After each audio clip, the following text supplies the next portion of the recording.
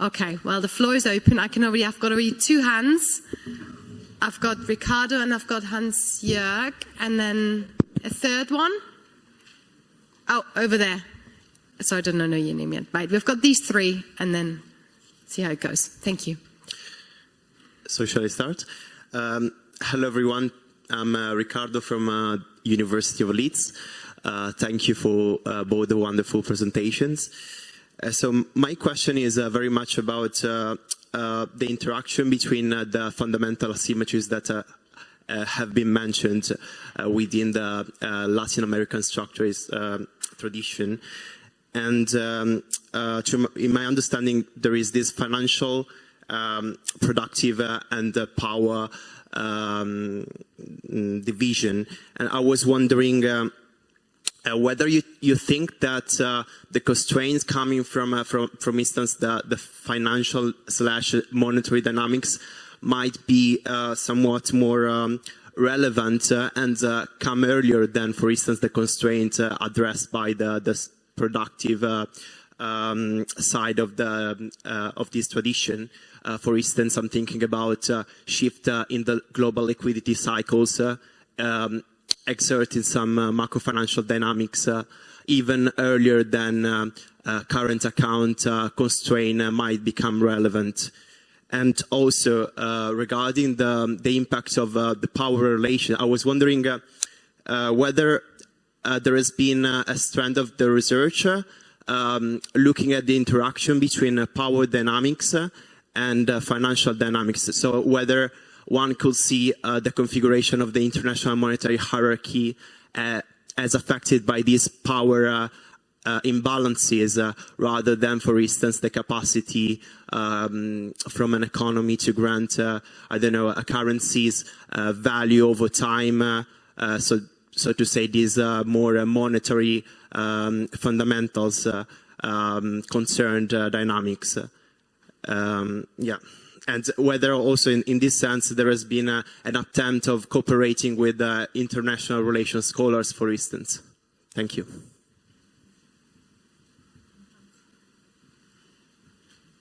My name is Hans-Böckler-Stiftung, Berlin School of Economics and Law. So thank you for these nice presentations. I have 2 comments. The first one, I don't buy this elasticity story with exports and imports. You know, there's a real exchange rate can be used, industrial policy can be used, tariffs can be used. So when you look at Asian countries, for example, you find many countries never had a deficit in the current account and developed. Think of China and Taiwan. So I find this elasticity story not convincing because there were policies available which could overcome and change the elasticity. So why did Latin America not follow policies to change the elasticities? So I find that not very convincing. To very much liked Daniela's talk, but you also mentioned external finance is needed for development. For a Keynesian, this is very strange. For a Keynesian, you know, Schumpeterian Keynesian, you think credit is created out of nothing, investment, income creation, capacities. You don't need foreign capital. We are not neoclassical economists believing in a saving gap model. Yeah? So I have a different story to explain why foreign finance is needed. My explanation is if you have an open capital account, the population in the low reputation currencies keep 50, 60, 70% in foreign currency, dollarization and capital flight. And if you have 50 or 60% of monetary wealth kept in foreign currency, the traditional Schumpeterian credit investment mechanism does not work. Because as soon as the central bank finance banks and you have this process, monetary wealth is created, this is exchange in foreign currency, you have depreciation and the central bank has to stop. And then you have the solution to get foreign finance. Foreign finance is sweet poison. Then you can invest for some time, but then all the problems come that you analyze. So I would say the need of external finance is found in the portfolio decision of the people in the countries with poor currencies.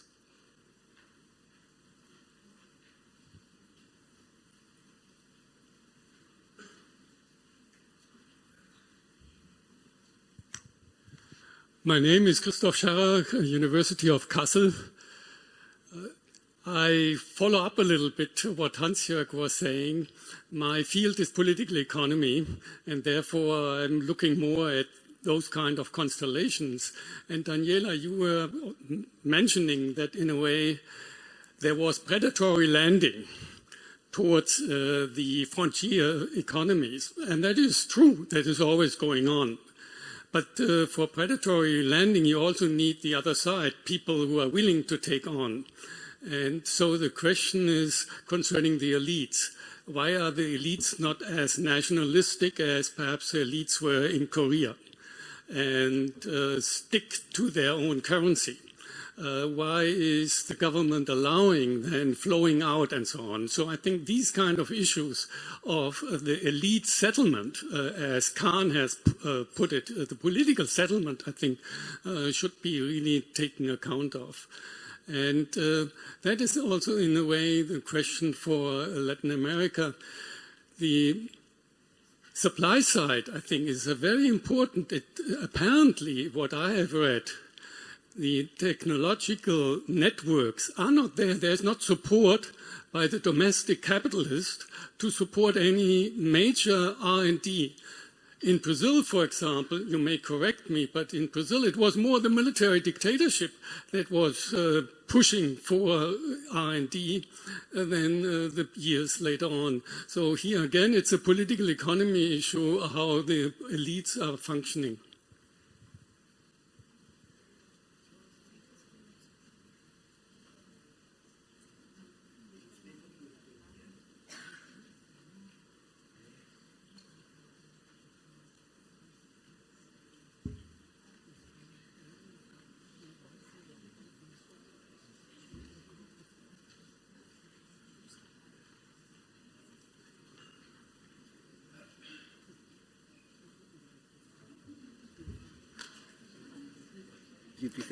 We're having South American discussions, so who's going first?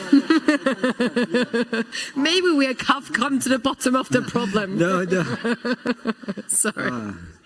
Yeah, just no, very quickly. Indeed, no, about buying the story of the elasticities. I don't think we disagree. All my story is that elasticities are important. And this is a kind of stylized fact, indeed. Krugman even called the relationship between the elasticities and growth the rule of the 45 degrees, because it's always somehow fulfilled.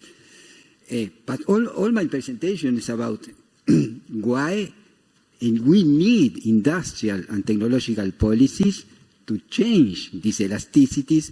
And one of the graphs precisely shows that Asia was able to change these elasticities. Indeed, if you estimate the elasticities of Asia are much higher, the income elasticity of exports, then this is something that can empirically be checked, and it's very much higher than the one from Latin America. So I would say I don't disagree with the idea. Elasticities should be the object of our policy, of our policies for economic development, should be a critical part of this, which is the transformation of the pattern of specialization. And this goes to his question, is this monetary? I will leave this for Daniela, but I would say that open capital accounts in Latin America in the 70s in some countries, Chile, Argentina, and Uruguay, destroyed industry, and open capital accounts in the 90s was as well a factor that led to the over-appreciation of the real exchange rate. It is a pity that our dear friend Robert Blecker cannot be here in this moment, but he had a wonderful presentation, as all the presentations of Robert. They are excellent, showing the importance of the real exchange rate In particular, the need to have a stable, competitive real exchange rate.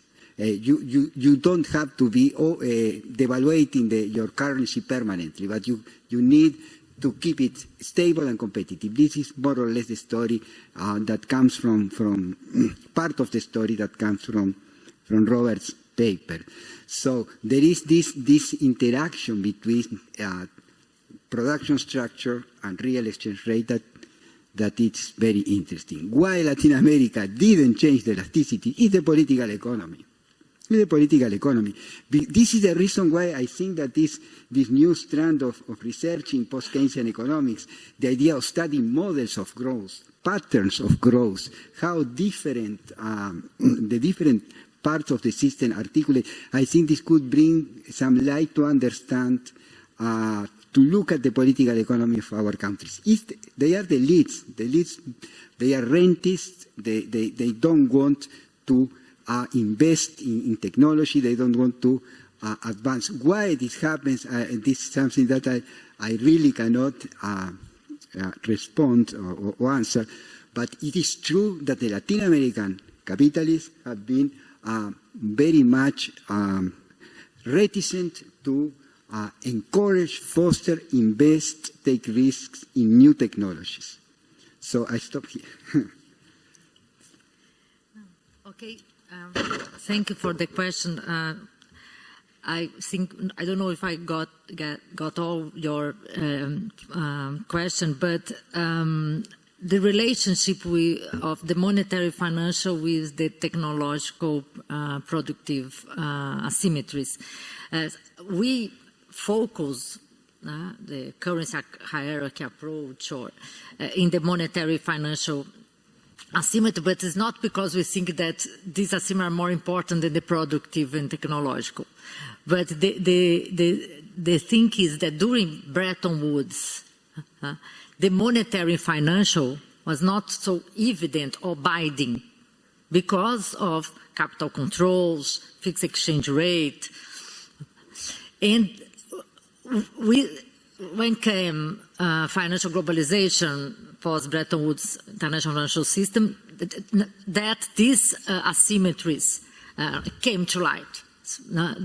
And without the relationship, when Gabriel was talking, the monetary and asymmetry, the relations of the position in the currency hierarchy to exchange rate instability, Nina and I will have work on this, will result in not only phases of appreciation, but also high volatility that is and negative consequence to the technological and productive dimension. Then they overlap. On the other side, if we, and that also is related with the external hair question, to overcome the external constraint, this will reduce, in my view, dependence on external finance. Then I think that what Bruno will present here one session, we have started to work on how to integrate the two groups of asymmetries, because I think the challenge of developing countries are this one, and now I didn't have time to develop, but it's really what Gabriel mentioned. Developing countries need to do now climate adaptation. And I don't know how they will do this without external finance. The thing is, even in Brazil we don't have a domestic financial market yet that could provide financing funding in cost and maturity adequate to productive investment. Then the thing is how developed countries, and look the frontiers, they don't have financial markets to finance and fund the investments. It's not only the problem of the balance of payment constraint. You need self-finance because of the current account deficit. But it's also because how to reduce the technological gap and do the structural transformation with climate adaptation without external finance. I think this is would be an ideal world. Sorry, the thing is Keynes, okay, for Keynes would be a problem. Keynes was from Britain, was not from a developing country. No, I used to say to my students that ideas has a place and a time. I always, because like Prebisch, Celso Furtado, they are from the periphery. I think that also from Brazil, you know, Bresser Pereira, the critic to the growth with external saving, he's also. But for me now, it's even more evident when I'm at UNCTAD, and now I'm learning on the constraints of these poor countries. And it's really, I really pessimist in the sense that I don't see how they grow with domestic finance. The issue is, this is called development paradox. Exactly, you need to overcome the dependence, but to achieve, arrive the point to not be dependent, you need our point is development finance. They needed concessional finance. They need ODA. And these are political economy issues. The center countries are willing to help these countries. No. The commitments, neither the commitments of ODA are reached. Then, so this is an issue of power. How to solve this.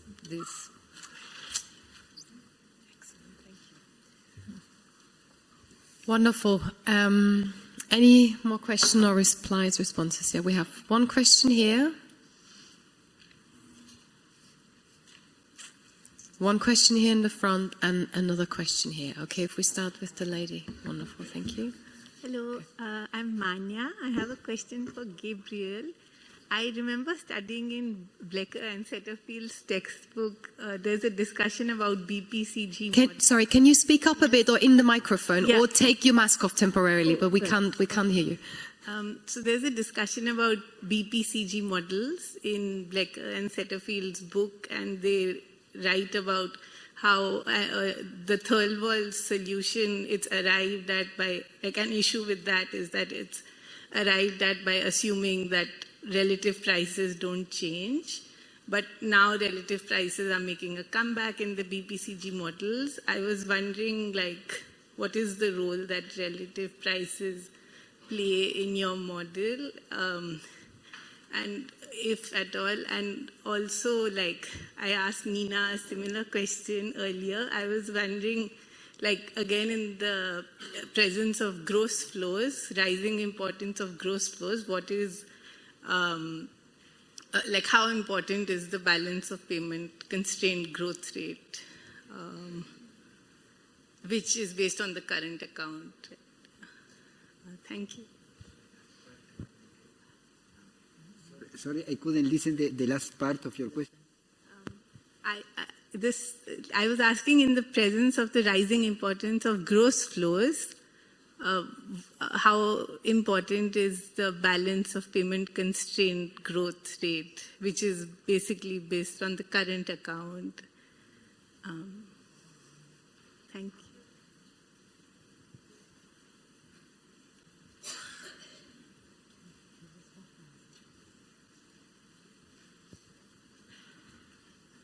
How significant do you think that quantitative easing by the Federal Reserve and other rich country central banks was for peripheral and frontier economies? And what were the effects? Were there any positive effects of financial loosening, or do you think that the effects overall have been negative?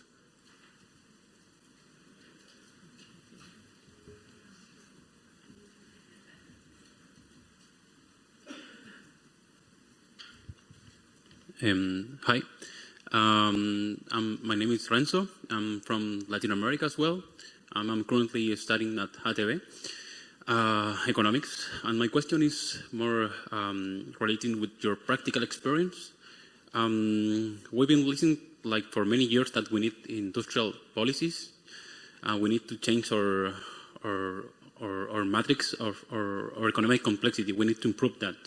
So my question is related to how have you been dealing with politicians that demand short-term results, but at the same time you want a structural change that implies long-term policies.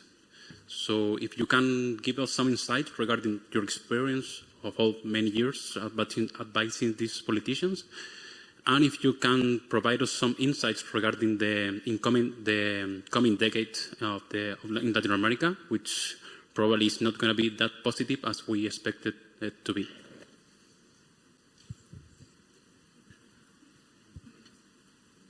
Sorry, can you repeat the last part of your question? I'm not sure whether the microphone is working well. Yeah.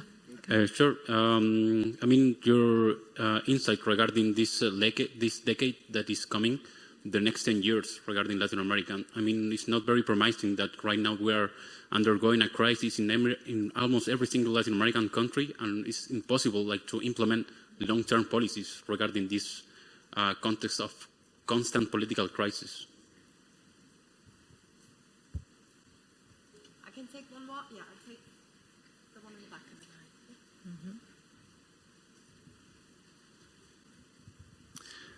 Jay Pocklington with the Young Scholars Initiative. Fascinating discussion. I'm really happy that the two presentations were juxtaposed next to each other. I have a question regarding Daniela's input. It seems to me that the development of the financial system is a key, must be a key part of a development strategy going forward, or it always was there. And that it seems to me that you have two parts to that strategy that we have to think about. I was just wondering if that's correct, if my observation or conclusion from your presentation is correct. One is to make the currency itself in higher demand by other countries. So there could be a development strategy around that specific piece, official and in market practice. But then secondly, the depth of the financial market itself is a separate strategy that has to be addressed. I was wondering if there's any sort of thinking that you could point us to that is actually developing these types of ideas that could help development and support the development in the long term and anchor development finance outside of the dependencies that we see from global capital flows. I think this actually is also happening in the context. I would like to reference a paper which is something I don't see in post-Keynesian literature a lot, which is that we focus on net flows rather than gross flows. And the gross flows are actually, if you look at the interaction between Europe, Asia, and the United States, are massive. The BAS data shows that. However, the net flows, the gross flows between Latin America, for instance, and the developed world are very, very small.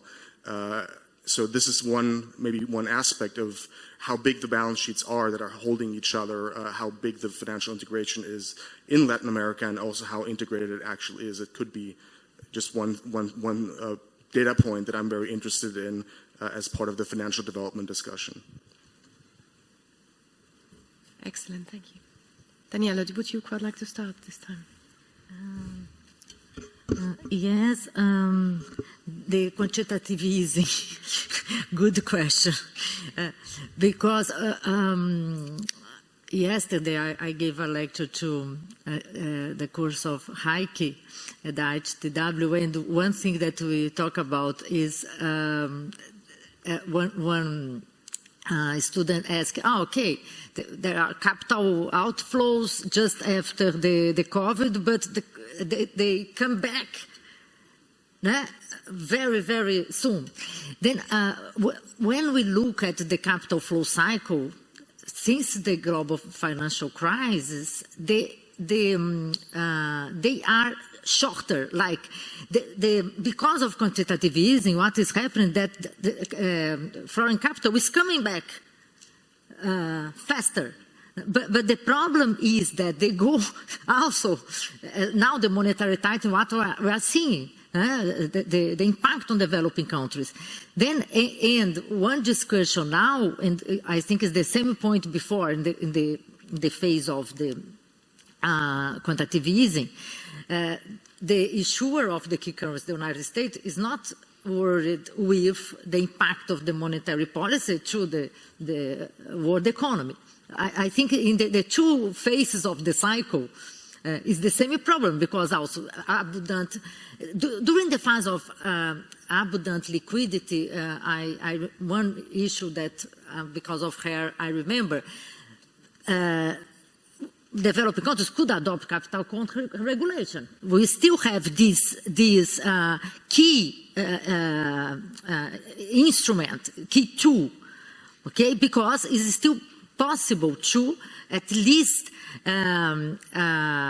reduce the share of short-term flows. Brazil did this after the global financial crisis, and we managed to reduce the exchange rate volatility. So developing countries, not that we don't have we have some policy space. It's not that we don't have, but many cases this is not sufficient. Then I think the problem of is the power asymmetry. We come back to the fact that the center, that the dynamic of the international economy is determined by the center, and I think the quantitative easing is the same kind of impact. Regarding the issue of development finance, it's interesting because when I was in the academia, I was also much more critical to the external finance, this issue of finance autosufficient. So this would be really great. And also, Brazil is a high-income developing country, according to World Bank, upper middle income. But even Brazil, the BNDES is fundamental. Then even the frontiers, lower middle income, they could develop the financial markets. It's not that they don't have conditions to do that. They could have a developing bank. Some countries, yes, but some countries, the poorest countries, even they don't have institutional capacities to set up even a development bank. Then I think the constraints that these countries face on this financial dimension is very big. As I mentioned, they face greater challenge than the developing countries faced even the 70s. You take Brazil, South Korea. Then one key way that we are working on this, not only UNCTAD but CEPAL, is the multilateral development banks. So I think multilateral development banks could have a key role in to close this financial gap. But the action of multilateral development banks is also constrained by the international financial architecture. As we know, the issue of the credit rating agencies. So no, I not lose my AAA, and then is one reason why they don't engage in the G20 initiatives that relieve the SSI. And another way also that we are working now to boost the capacity of multilateral development banks is the rechanneling of SDRs. So is other we are working, even the G20, some countries pushing for how could use SDRs. That is in the case of the rechanneling will be that created, will be because countries will need to pay some interest to multilateral development banks. Then I think we should think about how the multilateral the multilateral system could help these poor developing countries, because only by themselves, even if the development financial markets is a medium and long-term goal, is not. So I think the problem is how to solve this vicious cycle. We need to reduce the dependence, sure, of external aid and finance, but to do that we still need this external. But which kind? Which kind? Is only if concessional official development assistance increase that this will could be solved. So this is my opinion. Okay. Thank you for the questions. Are very good and very difficult. As about the role of relative prices, this is a topic of discussion within the balance of payments constraint growth model, and even in the post-Keynesian literature. What we observed is that periods of over-appreciation of the real exchange rate have an impact on the pattern of specialization, on the production structure. And this impact lasts much beyond the period in which the real exchange rate is over-appreciated. My friends Danilo, Giuliano, and Alberto, they have a wonderful paper in which they show that periods of high liquidity in the international financial markets are related to over-appreciation of the exchange rate, but also leads to more premature deindustrialization. So there is a link between the monetary side, what happens with the real exchange rate, and what happens with the production structure. So there is a lot about industrial and technological policy, the lack of in Latin America, but there is some also important implications about how the macroeconomics, and in particular the capital account, was managed. Yes, and this also, I think it has to do with what she mentioned about only looking at the current account, but also this more broad picture of what is going on with the balance of payments and in the capital account in particular. About the question about quantitative easing, Daniela already thanks God she answered it. But as about structural change and the politicians in Latin America, who are very bad, in particular in some countries. I will mention no one, because not to create any problem for FMM. But you know that is true. But the great challenge is how we can build an industrial policy in democracy in Latin America. The experiences many experiences that we have about successful industrial policies are related to authoritarian governments. And this is a damnation. I mean, I think we all agree that democracy is something that we cannot negotiate at any rate.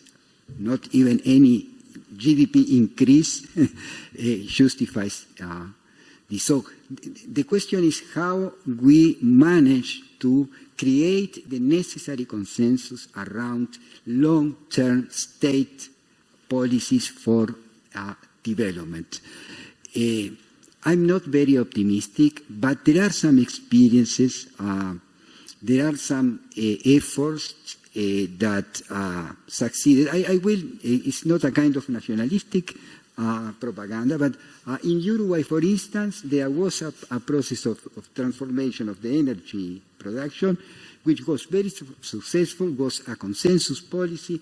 All the political parties participated and became a policy of state, a long-run policy. So there are some some examples of success, but it's of course very difficult because it's your point. It's a political economy, how we can somehow solve and coordinate and articulate the different interests and actors.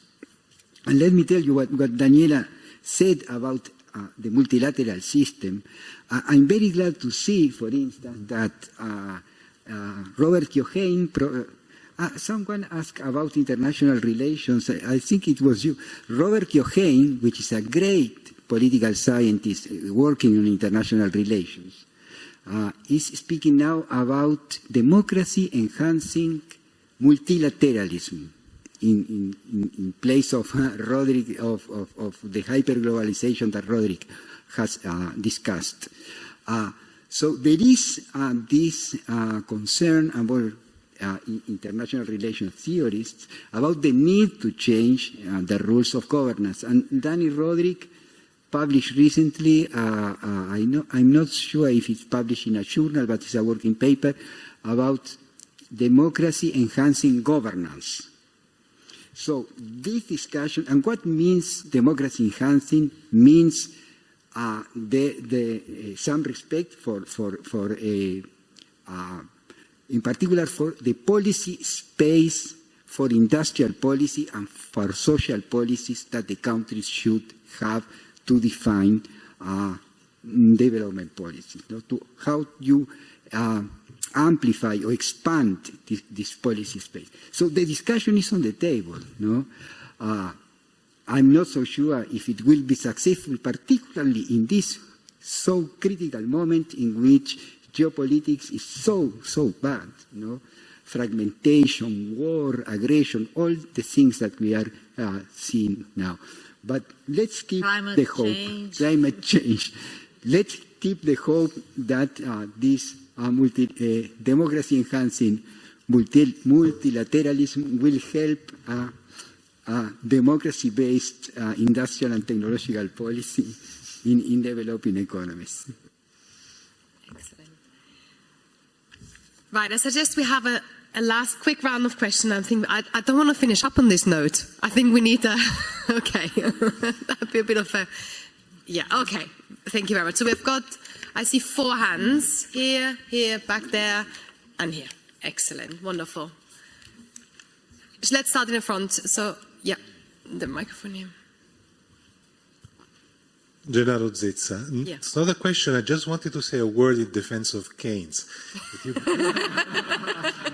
Because actually the proposal he brought at Bretton Woods, which was not approved, was a design for a clearing union and a bancor, which should have been adopted, might have prevented all the imbalances that have prevailed. So in the end, it is a matter of political power rather than other things. Sure. Yes, hello, good evening. Julian Ferrin from Freie Universität Berlin.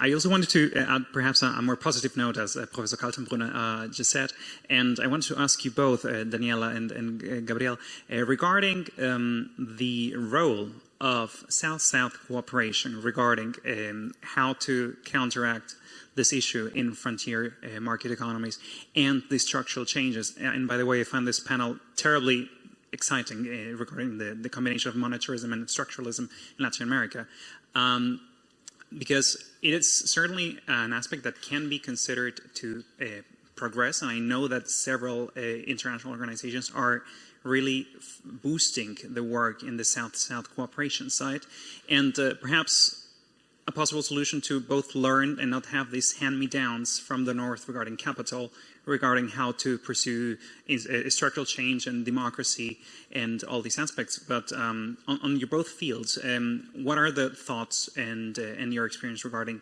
that as a possible alternative, or at least as a palliative? And what would Keynes say, perhaps, on South-South cooperation?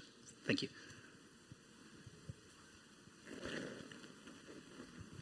Hi, I'm Paulo dos Santos from the New School. I have a question primarily for Daniela.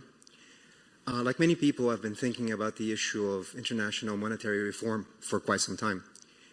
And in looking at what's been happening to pound sterling in the recent period, or looking at some of the difficulties that proponents of MMT bump into when we ask them, what do you mean by monetary sovereignty?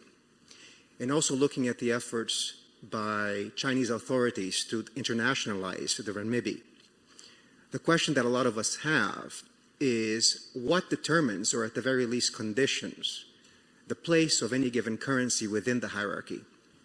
We all have a certain, I know, we all have a certain qualitative sense and a bit of hand-waving, but can we make progress towards a synthetic characterization of that position? And if so, what do you think would be elements of that synthesis that we should be thinking about? Thank you.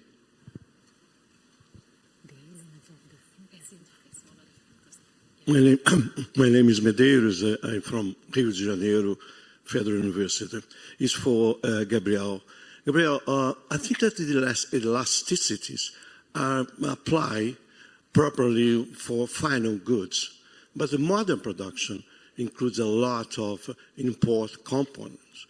So that, for instance, in outbound production, as in Mexico or Thailand or Malaysia, you have export a lot of products with a high elasticity, but with a huge import component. So, how do you think in a good proxy for replace the idea of elasticity for final goods when you are working with global value chains very strong? Thank you very much.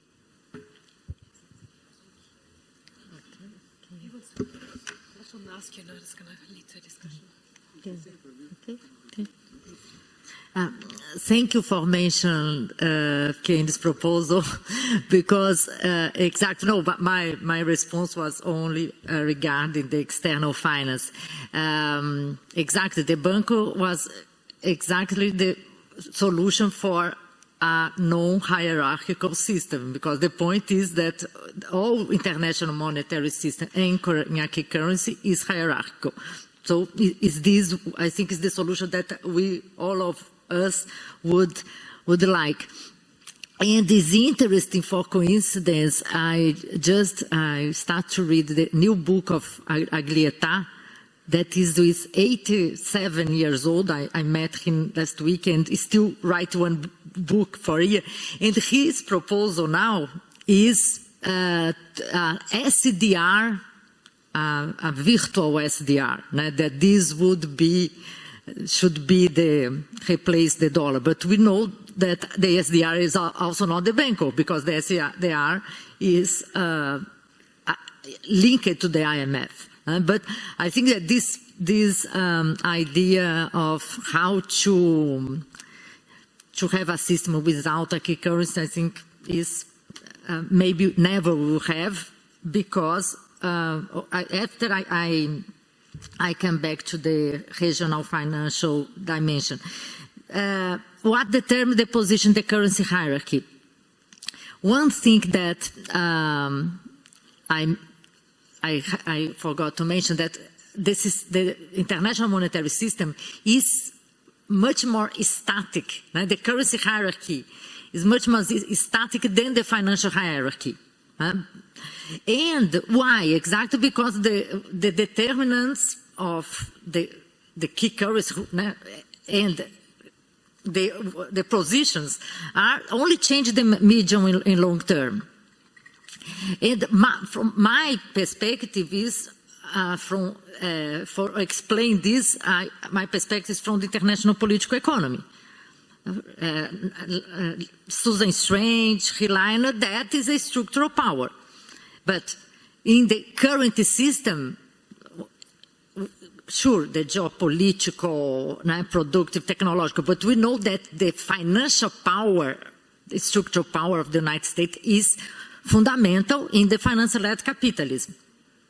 So when I'm not expert on China, renminbi, but from what I thought about, and also I read recently, the renminbi is climbing the hierarchy in some functions of money.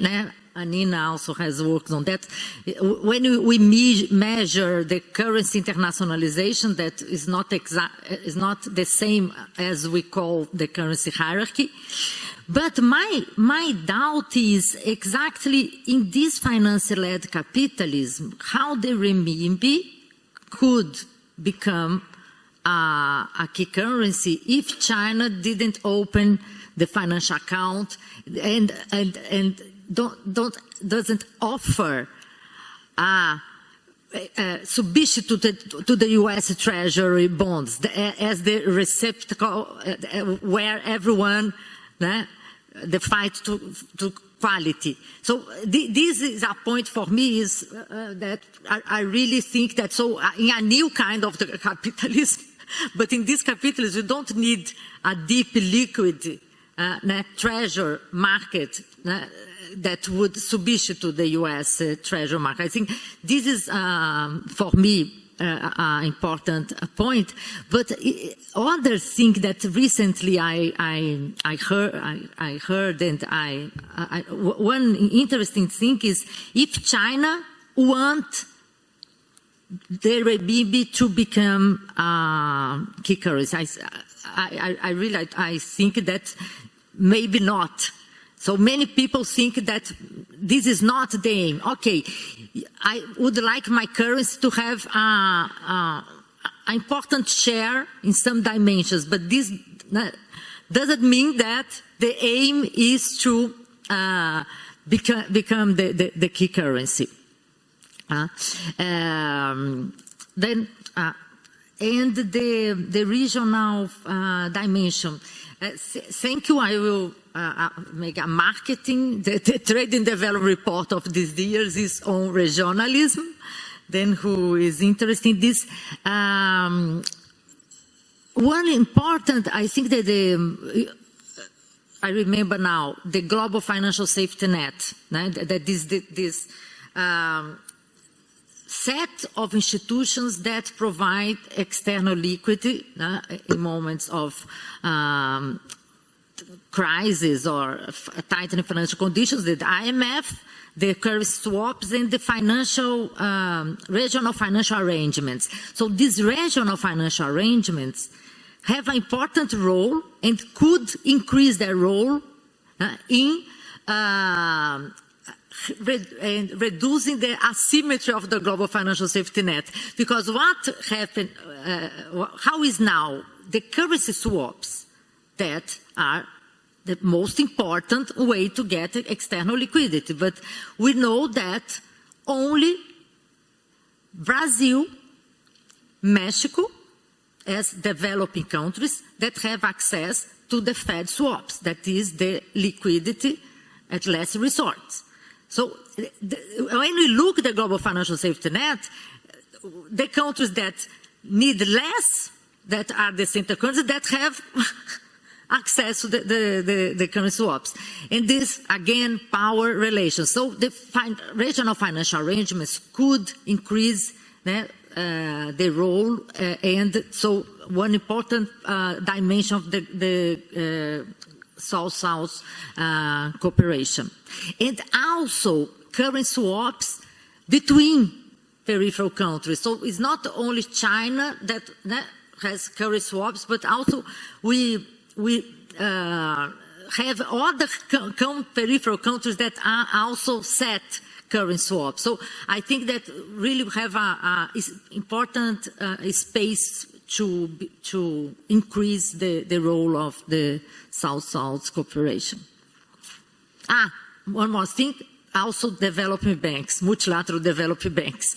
So one interesting thing, the new development bank now has not AAA, has AA, and has some studies that show that the increase in the cost of a bond, the issuance of a bond, when you change of triple to 2 is really, really small.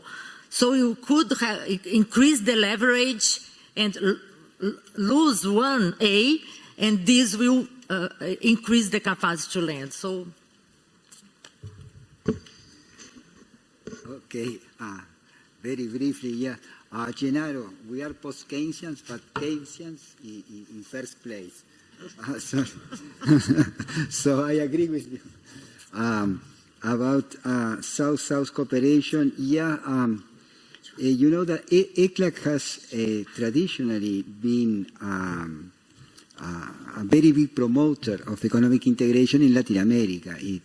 It was behind the creation of the Latin American Free Trade Association in 1960, and ECLAC also was part of the creation of the Latin American Integration Association in the 80s. But there was no support from the governments over time to keep this process of integration going. I think there is a potential, a very interesting potential, but for instance, China has become the main trade partner of the South American countries. This is the reason why they are more interested sometimes in a free trade with China than trying to cooperate with other Latin American countries to diversify and to advance in terms of economic complexity of their economies. But there is clearly a very big opportunity. ECLAC have recently published some works in which show that, for instance, in topics of energy transition, it could be much more economically viable to move ahead if there is common investments and more cooperation among the Latin American countries. About your question, to what extent the importance of intermediate inputs challenge the idea that the elasticities are important, I would say the big problem in this case is that sometimes the export elasticities are, in terms of value added, there is little value added in this elasticity. Every time we have to estimate, for instance, for Central America, the rate of growth predicted by the income elasticity ratio, we find a number which is not credible. So I think it's clearly your point. The argument is that we should, I think that the topic of the external constraint is still relevant, but we have to look at exports in terms of value added and not just the total export value. There is also the problem of the increasing importance of financial commitments as the ultimate source of the balance of payments constraint, which somehow put the importance of the elasticities, I would not say they become irrelevant, it's not that, but clearly financial vulnerability, as Daniela has shown, has become more and more binding, and somehow trade issues become less important in this case.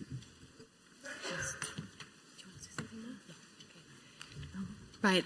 I think we're going to leave it there. Thank you so much again to our speakers for filling 2 hours.